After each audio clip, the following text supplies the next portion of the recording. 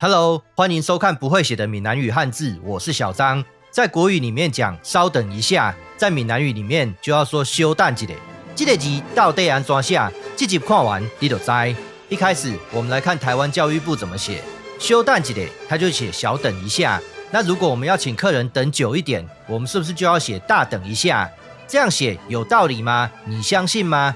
如果很不幸的你相信了，不妨換個想法，聽聽小張怎麼說。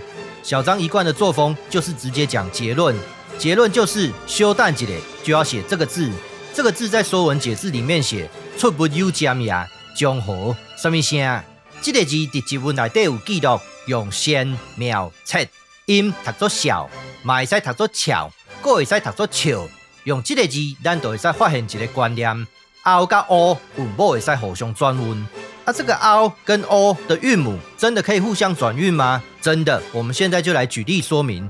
像這個字可以讀作膠，也可以讀作揪；這個字可以讀作絞，也可以讀作狗；這個字可以讀作表，也可以讀作表；這個字可以讀作角，也可以讀作酒。現在問題來了，這個字怎麼讀呢？在說文解字裡面寫江河小聲，小都是標準音，韻母轉運了後，就會使讀作笑。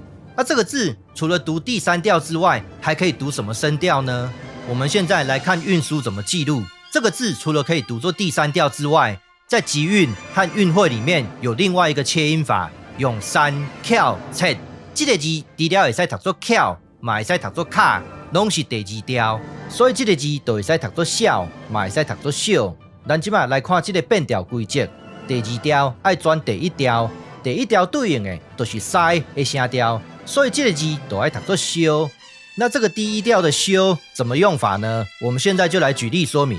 假設我們去買鹹酥雞，頭家都會講：歹勢少年呢，今日人客較濟，你稍等一下。你會好啊？你要摻胡椒粉無？好啊，小可就好。這字燒就是這個用法。